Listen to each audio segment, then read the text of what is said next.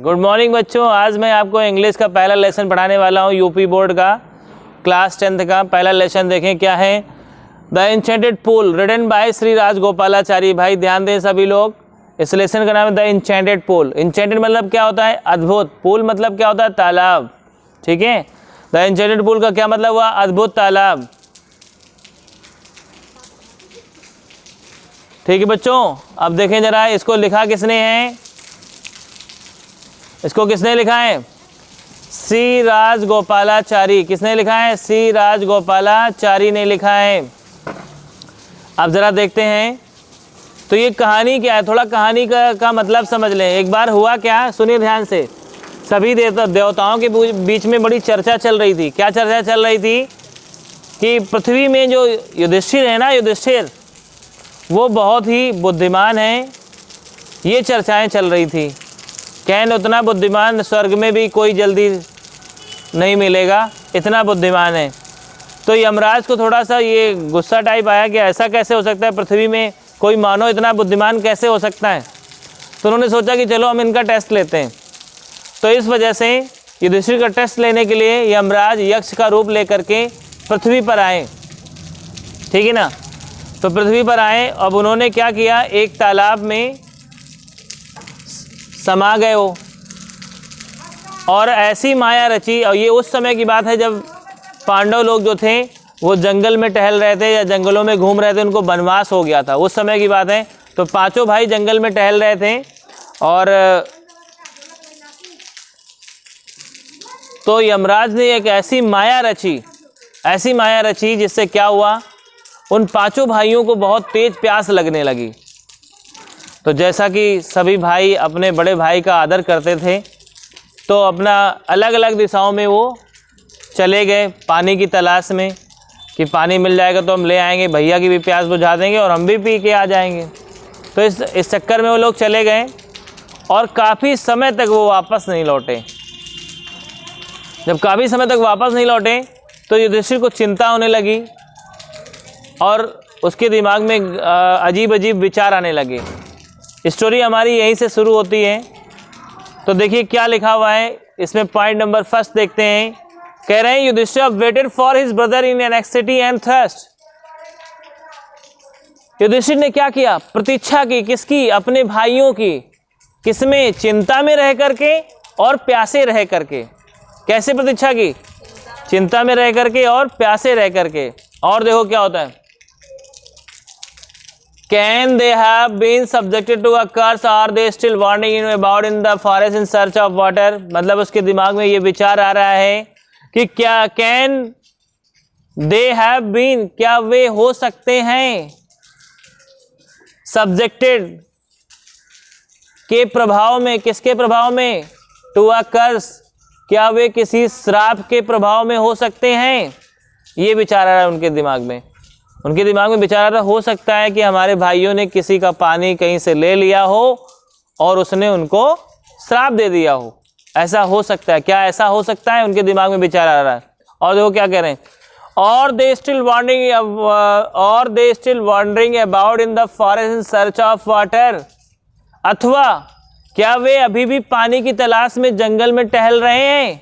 ये भी दिमाग में विचार आ रहा है कि क्या अभी तक उनको पानी नहीं मिला है, जिसकी वजह से वो अभी भी जंगल में पानी की तलाश में टहल रहे हैं। अब आगे देखें, अगला दिमाग देखो कि क्या विचार है। कैन दे हैव फेंटेड और डाइड ऑफ थ्रस्ट। क्या उसके भाई बेहोश हो सकते हैं या मर सकते हैं प्यास की वजह से। मतलब उसके दिमाग में ये भी विचार आया कि ऐसा तो नहीं कि भाइयों को मेरे पानी ना मिला हो और वो प्यास की वजह से मर गए हों या बेहोश हो गए हों। तो ये सारे विचार उसके दिमाग में आ रहे हैं। देखो कि unable to bear these thoughts, जब ये विचार उसके दिमाग में आए तो वो इन विचारों को सहन नहीं कर पाया, असमर्थ था। टू बियर मतलब सहन करने में, दीज थॉट्स मतलब इन विचारों को। तो भाई क्या हुआ, and driven by over powering thrust, और तीव्र प्यास लगे होने के कारण, मतलब उसको बहुत तेज प्यास भी लगी थी और ये सारे विचार भी आ रहे थे उसके दिमाग में। तो इन सारे विचारों के कारण और तीव्र प्यास लगी होने के कारण उसने क्या किया, he gave up waiting give up मतलब होता है छोड़ना या त्यागना। गिव अप उसकी सेकंड फॉर्म है। ही गेव अप, उसने त्याग दिया या छोड़ दिया क्या? प्रतीक्षा करना। And started out to look for his brothers, और उसने अपने भाइयों की तलाश करना शुरू कर दिया। और देखो क्या, and the pool hoping that, और उस तालाब की खोज करना शुरू कर दिया इस आशा में कि वो उनको, ही माइट फाइंड देम, वो उनको अवश्य ही क्या करेगा? पा लेगा। उनको, उसको आशा थी कि वो अपने भाइयों को भी पालेगा और उसे वो तालाब भी मिल जाएगा जिससे कि वो अपनी प्यास को बुझा सके। समझ में आ रही बात? आप देखें जरा, Yudhishthira proceeded in the direction his brothers has taken and kept on. Yudhishthira ने कौन सी दिशा पकड़ी? युधिष्ठिर ने वही दिशा पकड़ी जिस दिशा में उसके भाई गए हुए थे। And kept on walking through tracks, और उन क्षेत्रों से उसने टहलना जारी रखा या उन क्षेत्रों में वो टहला। फुल ऑफ वाइल्ड बियर, जो क्षेत्र क्या थे? जंगली भालुओं से, जंगली भालुओं से भरे हुए थे। स्पॉटेड डियर, चितकबरे हिरणों से भरे हुए थे। एंड बिग फॉरेस्ट बर्ड, और बड़ी बड़ी जंगली चिड़ियों से भरे हुए थे। टिल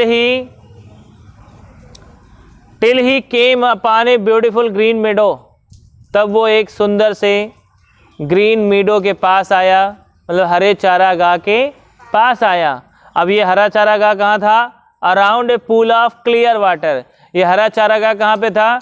एक स्वच्छ जल के तालाब के चारों तरफ था, मतलब जहाँ तालाब था उसके आसपास हरी हरी घास उगी हुई थी। आगे देखें, but when he saw his brothers lying there like flag pole, लेकिन जैसे ही उसने अपने भाइयों को वहाँ लेटा हुआ पाया, कैसा लेटा हुआ? लाइक फ्लैग पोल, झंडे के डंडे की तरह। Unable to restrain his grief, तो वो अपने दुख को कंट्रोल नहीं कर पाया, अपने दुख को रोक नहीं पाया। ही lifted his voice and wept, और वो तेज आवाज में रोया। ही लिफ्टेड हिज वॉइस मतलब वो तीव्र आवाज में रोया। वेप्ट लिखा है तो रोया हो जाएगा। देखिए आगे, he touch the faces of Bhima and Arjuna. अब दुखी होकर के उसने क्या किया? ही टच्ड, उसने छुए। क्या छुए? द फेसेस मतलब चेहरे, किसके? भीमा एंड अर्जुना के, भीम और अर्जुन के। एज दे ले सो स्टिल, क्योंकि वो बहुत ही शांत लेटे हुए थे। एंड साइलेंट मतलब कोई हलचल भी नहीं हो रही थी उनमें और बिल्कुल शांत लेटे हुए थे। एंड मौन, चेहरा छू करके वो क्या किया उसने? वो कराया। कराने का मतलब क्या हुआ? दुख में रोया। और क्या बोला? Was this to be the end of our woes? क्या यही हमारी प्रतिज्ञाओं का अंत था? woes मतलब क्या होता है? प्रतिज्ञा। क्या यही हमारी प्रतिज्ञाओं का अंत था? Just when our exile is about to end, उस क्षण जब हमारा एग्जाइल मतलब वनवास खत्म होने वाला था, मतलब इनको यहाँ से वनवास खत्म होके ये लोग अपने राज्य में लौटने वाले थे, उसके पहले ही तुरंत मतलब ये होना था। You have been taken away, आप लोग मुझसे छीन लिए गए। कौन कह रहा है ये? युधिष्ठिर।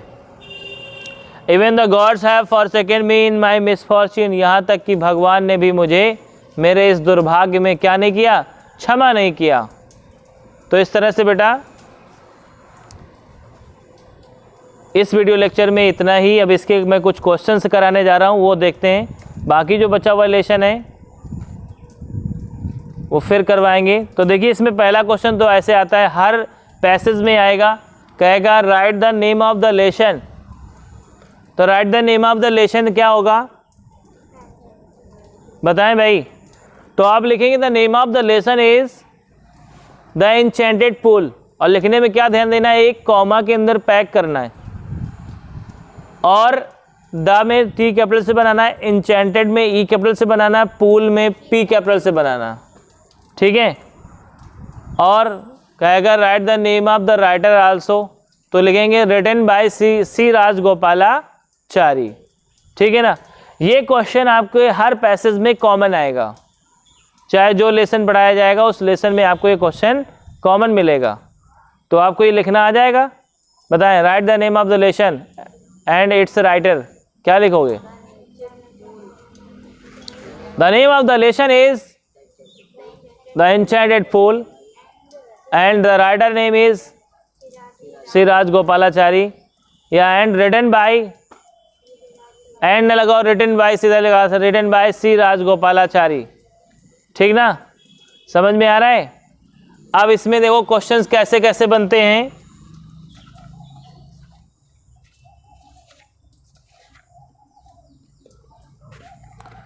लिखा है who was the owner of the pool, बताएं who was the owner of the pool. Owner मतलब मालिक, पूल का मालिक कौन था? हु मतलब कौन, वाज मतलब था, ओनर मतलब मालिक, ऑफ द पूल मतलब पूल का। बताएं पूल का मालिक कौन था? Yaksha was the owner of the pool. समझे ना। दूसरा क्वेश्चन देखते हैं। What did Yudhishthira understand and guess, what did Yudhishthira understand and guess. Yudhishthira ने क्या समझ लिया और क्या गेस लगाया?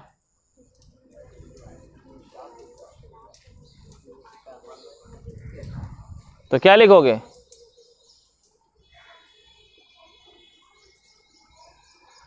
देखो इसमें क्या बताया गया था। युधिष्ठिर अंडरस्टैंड या अंडरस्टूड एंड गेस्ड दैट, क्या हिज ब्रदर्स माइट बी या कैन बी का भी इस्तेमाल कर सकते हैं। Can be subjected to a curse or still wandering in search of water और डाइड ऑफ थ्रस्ट और फेंटेड और डाइड ऑफ थ्रस्ट, ये बोल सकते हैं, बोल सकते हैं। यही तो गेस लगाया था। आगे देखो, व्हाट डिड ही से टू हिज बॉडी, सॉरी ये तो अभी आया नहीं इसमें। ठीक बेटा, तो इस तरह के क्वेश्चन इसमें पूछे जाएंगे। तो देखते हैं बेटा पॉइंट नंबर 4 जो था, लिखा as he looked at their mighty limbs, जैसे ही युधिष्ठिर ने अपने भाइयों के माइटी लिम्स, माइटी माने होता है शक्तिशाली, लिम्स मतलब हाथ पैर होता है। जैसे ही युधिष्ठिर ने अपने भाइयों के शक्तिशाली हाथ पैरों को देखा, कैसे देखा? नाउ सो हेल्पलेस, अब बहुत ज़्यादा हताश देखा। कैसे देखा? कि अब वो उनके जो हाथ पैर थे बहुत ज़्यादा हताश थे। ही सैडली वंडर्ड, उसने दुखी होकर के आश्चर्य व्यक्त किया, दुखी भी था और उसने आश्चर्य व्यक्त किया कि who could have been powerful enough to kill them, कि ऐसा कौन सा व्यक्ति पर्याप्त मात्रा में शक्तिशाली है जिसने मेरे भाइयों को मार दिया। मतलब उसके भाई कोई मामूली आदमी थोड़ी थे। तो इसलिए उसको आश्चर्य हुआ कि ऐसा कौन सा व्यक्ति है जो इतना पावरफुल था पर्याप्त मात्रा में कि उसने हमारे भाइयों को निपटा दिया। Then he too descended into pool, तब वो भी तालाब में उतरा। डिसेंड मतलब उतरना होता है, उतरा। इनटू पूल मतलब तालाब में। ड्रॉन टू वाटर मतलब पानी को निकालने के लिए या पानी लेने के लिए। By an overpowering thrust मतलब अपनी तीव्र प्यास के कारण, अपनी तीव्र प्यास के द्वारा उसने क्या किया, या की वजह से वो पानी लेने के लिए नीचे तालाब में उतरा। At once the voice without form warned, तुरंत आवाज़ जो बिना किसी रूप में थी, मतलब कोई व्यक्ति नज़र नहीं आ रहा था लेकिन आवाज़ आ रही थी, उसने उसको चेतावनी दी। क्या चेतावनी दी? योर ब्रदर्स डिड डाइड, तुम्हारे भाई मर गए। Because they did not heed my words, क्योंकि उन्होंने मेरे शब्दों पर ध्यान नहीं दिया है। क्या बोली आवाज़? कि योर ब्रदर्स डाइड, तुम्हारे भाई मरे हैं। क्यों मरे हैं? बिकॉज, क्योंकि दे डिड नॉट हीड, क्योंकि उन्होंने ध्यान नहीं दिया। हीड मतलब ध्यान देना होता है। माई वर्ड्स, मेरे शब्दों पर। They tried to drink water without answering my question, उन्होंने बिना मेरे क्वेश्चंस के जवाब दिए बिना पानी पीने की कोशिश की। ठीक है ना? डू नॉट फॉलो देम, उनका अनुकरण मत करो, मतलब जैसा उन्होंने किया है आप वैसा ना करें। ये कौन बोल रहा है? बॉडीलेस वॉइस, मतलब बिना शरीर वाली आवाज़। अब वो यमराज ही थे। हाँ। आंसर माई क्वेश्चन फर्स्ट, पहले मेरे प्रश्नों का जवाब दो। And then you can quench your thirst, और तब आप अपनी प्यास को बुझा सकते हैं। This pool belongs to me, ये तालाब मेरा है। It did not take Yudhishthira a moment to understand that these could be none other than the words of Yaksha. Yudhishthir को ये बात समझने में एक क्षण लगा। वो समझ गया ये किसी और के शब्द नहीं है, बल्कि किसके शब्द हैं? यक्ष के शब्द हैं। मतलब युधिष्ठिर को ये बात समझने में एक क्षण भी नहीं लगा। वो समझ गए कि ये जो शब्द आ रहे हैं ये किसी और के शब्द नहीं है, बल्कि किसके शब्द हैं? यक्ष के हैं। एंड गेज, और अनुमान लगा लिया, what had happened to his brothers, कि उसके भाइयों के साथ क्या हुआ है। It took him no time to see a possible way of bringing them back to life, उसको ज़्यादा समय नहीं लगा, थोड़े ही समय में उसको संभव रास्ता दिखने लगा कि वो अपने भाइयों को पुनर्जीवन दिला सकता है। उसको ये रास्ता दिखने लगा। तो युधिष्ठिर इतना टैलेंटेड था कि उसे ये मतलब शीघ्र ही पता चल गया कि मैं अपने भाइयों को पुनर्जीवन दिला सकता हूँ। आगे देखें।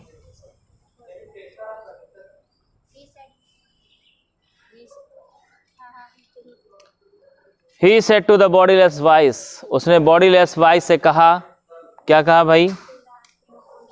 Please ask your questions, कृपा करके आप अपने क्वेश्चंस पूछिए। ठीक है। The voice put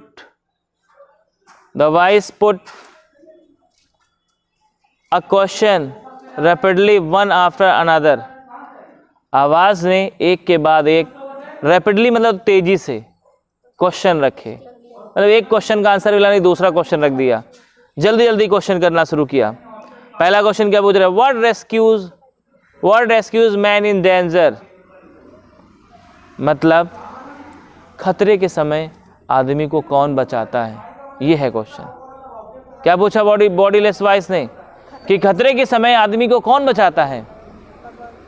तो लोग कहते हैं भगवान, है ना, भगवान थोड़ी बचाएगा। क्या लिखा है देखो, करेज, साहस। तुम में साहस था, तुमने शेर को अपनी ओर आते हुए देखा, दौड़ लगा दिया, कोशिश की पेड़ में चढ़ने की और चढ़ गए, बच गए। तुमने शेर को देखा, तुम खड़बड़ा गिर पड़े, उठ ही नहीं पा रहे हो, तो क्या होगा? शेर आएगा, आराम से फाड़ फूड़ के खा पी के चला जाएगा। एक दिन का नाश्ता हो जाएगा। तो हिम्मत, करेज मतलब साहस बहुत जरूरी है। अब आगे देखें अगला क्वेश्चन। तो मतलब युधिष्ठिर ने बता दिया करेज। जब यक्ष ने पूछा कि खतरे के समय आदमी की सहायता कौन करता है, आदमी को बचाता कौन है, बताएं, तो कौन बचाता है? उसका करेज। फिर दूसरा question, by the study of which science does man become wise. अब वो कह रहे हैं यक्ष कि ऐसी कौन सी विज्ञान है जिसको पढ़ने से आदमी बुद्धिमान हो जाता है? क्या ऐसी कोई विज्ञान है जिसको पढ़ने से कोई आदमी बुद्धिमान हो जाता है? तो क्या बता रहे हैं देखो, नॉट बाय स्टडिंग एनी शास्त्र।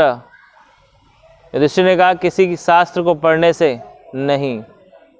डज मैन बिकम वाइज मतलब किसी शास्त्र के पढ़ लेने से कोई व्यक्ति बुद्धिमान नहीं होता है। It is by association with the great in wisdom. आदमी बुद्धिमान तभी होता है जब वो बुद्धिमान लोगों के साथ रहता है, समझे? दैट ही गेट्स विजडम, मतलब वो अगर बुद्धिमान के साथ रहेगा तो उससे बुद्धिमानी प्राप्त करता है। किसी शास्त्र को पढ़ने से आदमी विद्वान नहीं होता या बुद्धिमान नहीं होता। आगे देखें, यक्षा आस्क्ड, यक्ष ने पूछा what is swifter than the wind, हवा से भी तेज क्या है? बंदे ने बोला माइंड। पिछले ईयर दिल्ली गए थे मौसी के यहाँ, अचानक मन आया, पहुँच गए उनके कमरे में कि लेटे सोफे में। होता है कि नहीं होता है? तो इतनी तेज हवा चल पाएगी? यहाँ से दिल्ली तक पहुँचने में कुछ समय तो लगेगा ना हवा को। अब देखें जरा, तो क्या बंदे ने बताया? माइंड। फिर आगे पूछा जा रहा है what is more fated than a dried straw, कह रहा है कि एक सूखे तिनके से भी मुरझाया हुआ क्या होता है? सूखा तिनका देखते हो मुरझा जाता है पूरी तरह से, तभी उसको वो तिनका बनता है। तो कह रहे हैं मतलब एक मुरझाए हुए तिनके से भी, एक सूखे तिनके से भी ज़्यादा मुरझाया हुआ क्या होता है? तो इसने बताया अ सारो स्ट्राइकन हार्ट, एक दुख से टूटा हुआ दिल। किसी का अगर दिल दुख से टूटा हो तो फिर वो बहुत ज़्यादा मुरझाया हुआ होता है। देखो क्या बताया, अ सारो स्ट्राइकन हार्ट, दुख से टूटा हुआ दिल। Word be friend A traveller, एक आदमी का साथी कौन होता है? तो लोग कहते हैं पैसा, पैसा है कहीं भी जा सकते हो, लेकिन पैसा तो कोई भी छीन सकता है। तो क्या साथी होता है भाई? उसका ज्ञान, लर्निंग। बताया कि लर्निंग ज्ञान है, दुनिया कोई आदमी छीन नहीं सकता, और आप ज्ञानी हैं तो दुनिया के हर कोने में आसानी से अपने जीवन यापन कर सकते हैं। देखते हैं बेटा, अगला क्वेश्चन है who is the friend of one who stays at home. पूछा कि किसी का वो मित्र कौन होता है जो उसके घर में ठहरता है। तो आप बताओ मुझे, किसी का भी वो मित्र कौन होता है? उसकी पत्नी कौन होती? तो भैया युधिष्ठिर ने क्या जवाब दिया? वाइफ। समझ में आ रही बात? आगे देखो, who accompanies a man in death, मृत्यु के समय या मृत्यु में एक आदमी का साथ कौन देता है? तो बताया गया धर्मा, धर्म।